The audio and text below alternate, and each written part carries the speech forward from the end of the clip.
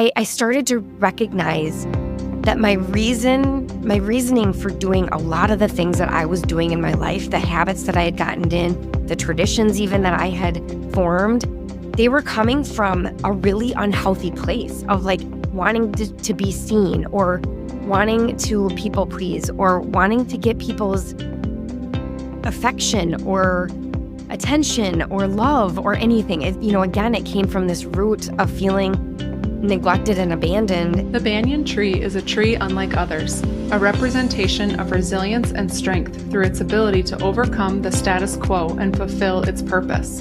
It knew that it was meant for something bigger and didn't allow the limits of other trees to confine its growth. And our story looks similar.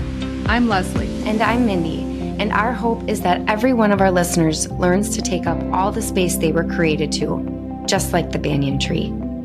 Welcome back to the Banyan Effect podcast. I'm your co-host, Mindy, and today Leslie and I are going to be talking about a topic that I am super passionate about because it's something that I learned through therapy that I have. I guess I was diagnosed with, and it's one of those things that when my eyes were opened to it, I literally felt like it was completely life-changing. And because Leslie and I feel like this is such an important topic and just something that is, I think, one of the most helpful tools that I've ever learned about, and yet one of the most unaware tools or quote unquote diagnoses that I have ever experienced. So because we feel like it's such an important topic and it's so just unrecognized in, I think, our culture, we're going to split this up into two parts. So today we're going to be talking about overfunctioning and what that really means. We're going to kind of define that term and explain how it shows up, give some examples on how it's shown up for us in our lives. And then next week, we're going to talk about how we have turned this term into a true gift. So I actually asked ChatGPT to research the definition of overfunctioning and give me a description that would really make it super easy to understand. Because like I said, when I first heard of this term, it like hit me like a ton of bricks, and I was like, oh my gosh. And I had this feeling that I knew exactly what it was because I could identify it within myself. But when I try to explain it to other people, I feel like I get a little bit tripped up. I don't always have like a really clear way to describe it. So I asked ChatGPT to give me the definition. And so I'm going to have Leslie just read this definition of overfunctioning. And so it breaks it down in a way that you can hopefully recognize this if it's something that you see in your own life and really understand how it could be affecting you. So Leslie, why don't you read our ChatGPT definition of overfunctioning? Okay. And before I read it, when you introduced me to the term overfunctioning, I was really excited too. I think I had that same, oh my gosh, I've been doing this my whole life. And it truly did feel like freedom. And when I think about the people that we are talking to with this podcast, I can almost guarantee that the majority of them also overfunction, which is why so much thought has been put into this episode. So I really hope that it helps everybody that's listening. Okay, overfunctioning. The definition of overfunctioning says, overfunctioning refers to a pattern of behavior where an individual takes on excessive responsibility for the tasks, decisions, and well-being of others. I know people can relate just to that first sentence. This often manifests as micromanaging, offering unsolicited advice, and performing tasks that others are capable of handling themselves. Overfunctioners tend to step in to avoid messes, speed things up, or prevent perceived failures, often leading them to feel overwhelmed and neglect their own needs. This behavior is typically driven by anxiety and a desire to maintain control. Again, that's first paragraph. I know that so many women can relate to that. How many conversations have we had with friends where they're feeling overwhelmed, they're frustrated with the tasks that they're taking on at home, they're feeling burdened, they're starting to feel frustrated with their partners, right? We all feel this. Okay. The second half of the definition says, in relationships, overfunctioning often pairs with underfunctioning, creating a dynamic where one person is overly responsible while the other becomes overly dependent. This can lead to feelings of frustration and resentment for the overfunctioner and can hinder the growth and independence of the underfunctioner. In essence, overfunctioning can be understood as an imbalance where one person assumes more than their share of responsibility, often leading to stress and burnout. I mean, amen. Like, how many of us out there can feel this imbalance? And I think just like you said, just like identifying it and understanding that it's a thing, it's a term, it's actually sort of a dysfunctional behavior that a lot of us have adapted, I think, like you said, is very freeing. And it also gives us somewhere to kind of start. And I think, we talk a lot about Enneagrams and just the fact that we are, and, you and I are both Enneagram 3s. And so I had a hunch that Enneagram 3s would be a little bit more prone to this type of behavior. So I also asked ChatGPT to research data and find out which of the Enneagrams are most prone to overfunctioning.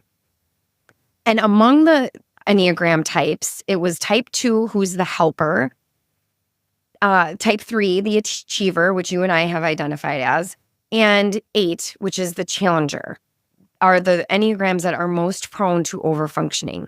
Type 2 overfunctioners adapt this by being overly helpful and taking on other responsibilities to gain approval and feel needed, which I'm not necessarily a 2, but I can completely identify with that. Type 3 tend to overfunction by working excessively and striving for success to maintain their image and sense of worth. And then I would say, I can personally say, and then feel like resentful because we're working all the time or whatever. Yes. And then type 8 overfunctions by taking control of situations, often becoming overly assertive and pushing through stress without addressing underlying emotional needs. And so, like I said, when as a type 3, when my therapist introduced me to the term and, basically like diagnosed me, I 100% agreed. And I knew it was exactly something that I had been doing. And the reason I think he coined this term for me is because at one of my therapy sessions, I went in and I said, I have all of these relationships that I am feeling the same way for different reasons with different people in my life. And at some point I'm the type of person anyway, who's got to say, where is my responsibility in this? Like, how am I finding myself in these, feeling this repeat way in all these different relationships and these different dynamics? Like, it just felt very clear that I have to be a part of this. This is not a coincidence. And basically what he said to that was that you're an overfunctioner. And so that can be a really good indicator for you if you're like, am I an overfunctioner? Is if you feel like you're feeling this sense of resentment or this burnout or overwhelm in multiple areas or multiple relationships in your life, it may be because you are overfunctioning these relationships or these aspects of your life. And that's over several years or a lifetime of doing that. At some point, it's going to lead to burnout and exhaustion and resentment and all of these negative terms. Yeah, I think it's why so many people, especially like people who listen to this podcast, you're likely an achiever. You have big goals. We talk about this stuff all the time. And we are the type of people who, I'm going to reach that goal. And often that can turn into this overfunctioning of like, I'm just going to take control of it because I believe the only way that I can get there is to do it myself. And I'll be damned if I'm not going to reach this goal, right? We all put on that type of attitude. And again, then we can find ourselves in these positions of maybe we don't reach that goal or we get to the goal and we've got nothing left to get to the next one because we just overfunctioned our way through that entirely. Yeah. And I know, as I've been learning about this term over the last, 6 or 12 months or whatever it's been, I've first of all found a lot of different ways that it shows up in my life. And then I've also figured out now when I tend to like pick it up, I can now identify it from like this feeling I have inside. Like it's anxiety. Mhm. And the way that I handle anxiety is I try to take control over it to a degree that's unhealthy. And I almost tend to like steal in the definition it says other people are capable, but I just take it on anyways. And so a lot of times I do this to myself. I didn't end up in this position of overfunctioning because necessarily other people put it on me. I think that the root cause of overfunctioning can come from a lot of different places. And for me, I really do believe that it came to me through the feelings of neglect and abandonment as a child. And so I started overfunctioning relationships at a very, very young age in like desperation to try to earn love or earn attention or earn somebody's acknowledgement and pride for me. And so, I started doing that at a very young age for very unhealthy, obviously, reasons. And then it just kind of, I think, gets out of control. And then what had happened for me is I ended up, with my biological father. He came into my life and I overfunctioned that relationship. And what I did is I tried to be everything, and I tried to I tried to be this perfect person, like this ideal, like picture perfect human being in hopes that it would win him over. I've talked about this in many of our episodes, but this is where it came to a head, really, is because I all of a sudden found myself in this relationship where I was feeling very taken advantage of, and I did not earn necessarily love. I earned everything that I was putting out there. I earned his ability to take advantage of me to a degree because I was like, I can do everything for you. I can be everything for you. I can provide all the feelings that you need so that in turn you need and love me. And then it completely backfired, and it was trickle down effect. And now I just recognize it in so many ways where it's like, I have tried to be everybody's best friend. I've tried to be everything to everyone to a point where I think that my health has really taken a hit. Because when you continuously pour from that empty cup, and only I think an overfunctioner is able to really do that, you run out, you burn out. It ends up eating you from the inside. Mhm. And that's where I ended up, where I was in my therapist's office, like, help, I'm dying here. I think it's interesting the way that, like, in a day-to-day scenarios, it can turn up in really superficial ways. And I won't steal your story. Maybe you're going to share it. But the story of the birthday presents, getting birthday presents for your kids every year, and the way that's a pretty superficial one now that's showing up as overfunctioning. But it's really interesting to think about it coming from a root of, like, back in your childhood. If you were someone who has been let down a lot in your life, you do start to internalize, like, okay, well, I'm just going to do it myself.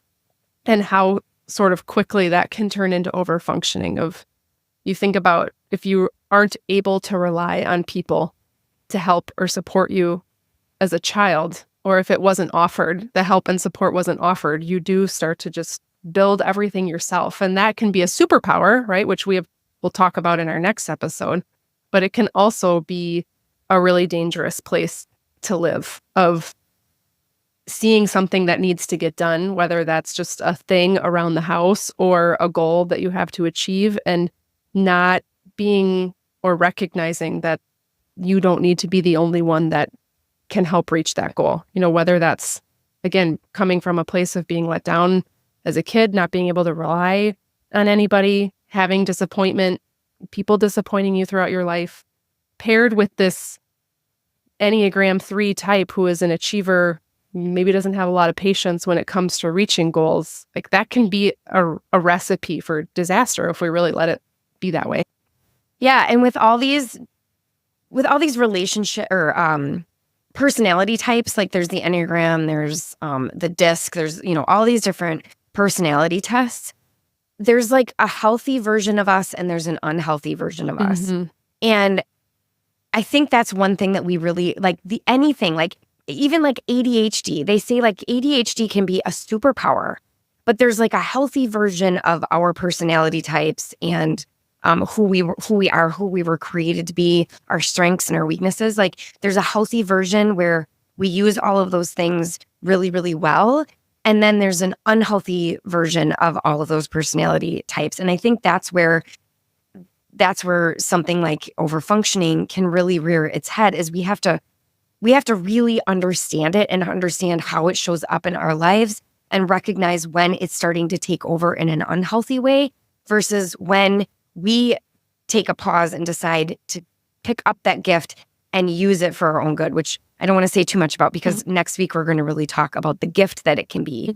But I think just ultimately recognizing that anxiety drives so much in our lives, and we really have to understand who we are. And maybe it's not overfunctioning, maybe it's not the Enneagram, maybe it's, human design or any of those things, I think are just really helpful tools for us to really understand who we are and start making sure that we're on the path of every day choosing to take steps to be the healthiest version of ourselves mentally and physically, of course. But that's just a way that I have found all of these different, I call them tools in our tool belt, like knowing about overfunctioning and the Enneagram 3. And I did my human design at one point and learned that I'm a hermit. So I know that I need to have some quiet, alone downtime. And they're just really amazing tools for us to like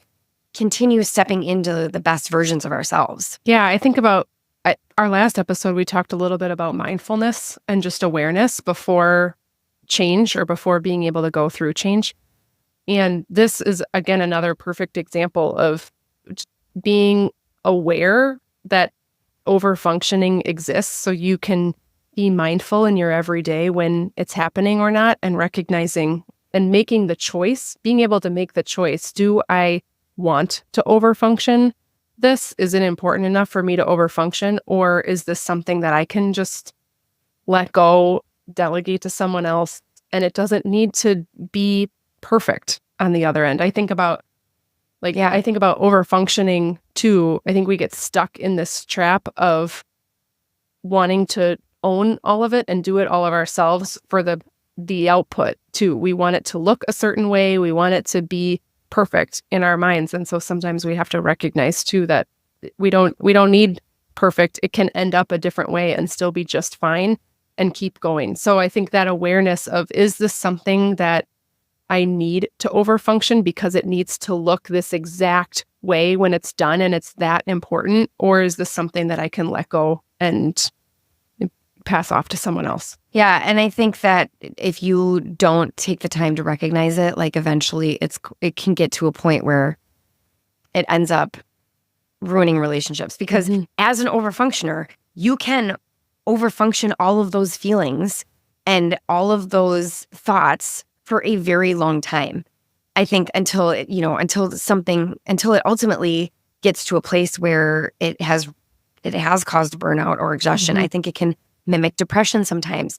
I think ultimately one of the biggest negative effects that I have experienced from overfunctioning, that I, especially before I could recognize it and before I knew what it was and really had my head wrapped around it, is again, the resentment. I felt a lot of resentment to like my husband or my family members, because it felt to me that like they weren't stepping up. But now that I understand what it is, and I think that my therapist would probably tell you that on the scale of like 0 to 10 of overfunctioners, I'm an 11. And so I started to overfunction all these relationships, and it started piling on and work and everything, it finally kind of exploded, and it got to a point where I had to recognize it, because it was to the point where it was ruining relationships. And now I can at least identify, like, if I'm starting again to feel some anxiety or feel some resentment or whatever, it's like, okay, I can take a look and take a pause and realize that, like, ask myself that question, like, are you in a pattern right now where you are overfunctioning? Because once you can identify it, then you have the choice to put it down and say no. And I think one of the big ways that it shows up too is if you feel like you are a yes person or a people pleaser, and you find yourself filling all of the days, like your calendar. I know that's something that I've been really guilty of, is filling my calendars, throwing huge parties and, gatherings because I want to, I'm trying to be everything to everyone, and I'm overfunctioning all of these relationships. And then again, I start to feel resentful if I'm not, if people aren't treating me like that. And I started to recognize that my reasoning for doing a lot of the things that I was doing in my life, the habits that I had gotten in, the traditions even that I had formed, they were coming from a really unhealthy place of like wanting to be seen, or wanting to people please, or wanting to get people's affection or attention or love or anything. Again, it came from this root of feeling neglected and abandoned at a young age.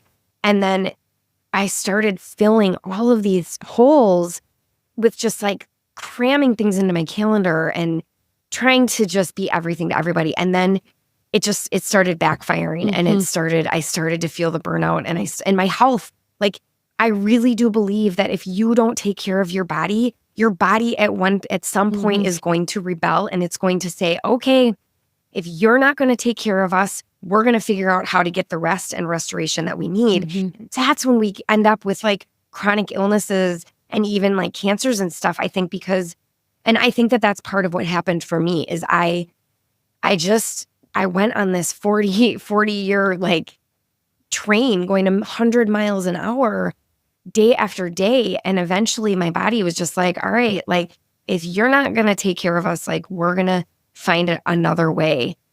And then that's when these health issues, I think, sometimes show up in our lives. And so that too, I think we can look at as a gift, which we'll, talk again more about next week. Yeah. Well, I think it's the perfect example of overfunctioning. Is the definition can be complicated, but just simply saying yes to everything is a perfect example of overfunctioning. If you do feel like you need to jam pack your schedule, or you need to be the one to host the family over, you need to be the one to take on this new project at work, or you need to be the one to always be taking the kids to certain places, to doctor's appointments, like always saying yes to those things is the perfect example of overfunctioning. And then that awareness of all of a sudden you are feeling so burnt out, you're feeling like, I do not have 1 minute to myself, right? We've all said that many times. Yeah. That's the perfect example. And so I think about when you do have that awareness and you start to then say no to people, or you start to have blocks on your calendar that are open and be okay with that and comfortable with that, there is some feeling of disappointment, or you're letting people down, and being aware and conscious that it's okay to disappoint people, to say no, to not overfunction it and not get yourself burned out. That is an okay thing to have. And if anything, thinking about it as a positive thing of, I am starting to take care of myself and I am not overfunctioning life anymore. And as a result of it, yeah, maybe there's people that are disappointed, but it's like you need to go through that reset with them and reset those boundaries and reset those expectations versus getting sucked right back into overfunctioning again. Yes, 100%. And we've talked about that before as well. Like sometimes we set ourselves up. Like when I look at the feelings that I've had in the past with resentment over, feeling like I'm the one that's doing all the running, and just because I'm the one that works from home doesn't mean I should have to be the one to manage the kids' summer schedules and all of this stuff. But to some degree, we have to understand that if you are somebody who is prone to overfunctioning, sometimes we have set those, we have set it up that way. And so taking a little bit of responsibility and understanding that, okay, I now realize that I have been doing this and I can't do it anymore. And so resetting those boundaries, like you said, is just something that you have to do, and be okay with the fact that there's going to be some people that don't like that. And that's okay. Yeah. They don't have to. Yeah. And if it's a tangible thing, like resetting those expectations or saying, I can't be the one to do this anymore. And then having a conversation with your spouse, with a coworker, with whoever it is to say, hey, I need you to step in and help with this. One, it doesn't mean that you're not capable of doing it. We know that you are perfectly capable of doing it. We are perfectly capable of doing it. But I think it's almost more, what's the word I'm looking for? Like more intelligent of us or more strategic of us to be able to think about all of the things on our plate and figure out, like, hand pick the ones that I need to overfunction and delegate the other ones. I think that is a huge sign of growth and shouldn't be taken as I'm not capable of doing it. So the ones that you are choosing to not overfunction and delegate and have the conversations with the right people to have help, one, I think is a sign of strength. And two, when we do that, we have to be okay with the outcome looking a little bit different than what maybe we want it to or we intend it to. I think about, like, this occurs in leadership every single day. If we overfunctioned everything as a leader and did it all, there's no way, not a chance in the world that it could get done. And so you have to be really aware of the ones that you need to handle, because maybe there's, some other implications if it doesn't get done the right way or in a certain amount of time. And then there are other ones where you can take that and use it as a growth tool for someone that reports to you. So maybe it's an opportunity. It may go a little bit slower. The outcome may look a little bit different. There may be some swings and misses and we have to pivot along the way, but that's all something that we have to be okay with. And there is this period of time where it is a little bit more painful. We have to get through the development part or the passing of the baton part off to someone else and know that it is going to be harder. Maybe there's some coaching involved. There's some hard conversations. There's maybe some frustrations with your spouse if that's something that you're passing to them. But once you get through that period, if you can keep recognizing that this is a sign of overfunctioning, and I'm not just going to slip right back into it. I'm not going to let this frustration of it not turning out exactly the way I want it force me right back into it. But if you can get through that period, like, you can come out on the other side and now all of a sudden that thing is taken care of. And now you can go do this over here. So it's like the long-term implications of recognizing that you are an overfunctioner can be that you can get more done, but you have to get through this process of not trying to control it all the time. Yeah. Because at the end of our life, there's not an award that's going to be given for doing the most things and accomplishing the most amount of stuff. And if, I don't know if it was last week or the week before, we talked about the 99-year-old version of ourselves. Mm-hmm. And I think that we can absolutely all agree that the 99-year-old is never going to look back and be like, you should have really done more, right? Like, she's not going to look back and say, you should have overfunctioned and you should have taken control over more, micromanaged more, and taken, burnt yourself out more, right? She's going to say, you should have stopped caring so much about all the things. And that's a really good lens that we talked about looking through. And I think that it applies to this as well. And it can, as we're working through this overfunctioning, that's just another kind of layer, I think, that we can use is when we're 99, are we going to look back and wish that we were there for every single basketball game or every single orthodontist appointment? Like, no, probably not. Mm-hmm. Especially if it was in a season where we were feeling spread too thin and burnt out anyways. Yeah, I think it's really important to recognize, and again, it's that mindfulness piece of that this is another thing that exists. We talk about a lot of different things that can keep us from reaching our best selves, and this is another one of those. And so if we can just be mindful and aware that overfunctioning exists, and it's a thing that I know a lot of women who are working and have children struggle with on a regular basis. If we can recognize that this is a thing that exists and we need to be mindful and aware and choose when to overfunction and when not to overfunction, and recognize the harm that it can take on our life. It can be both, again, you mentioned ADHD earlier, it can be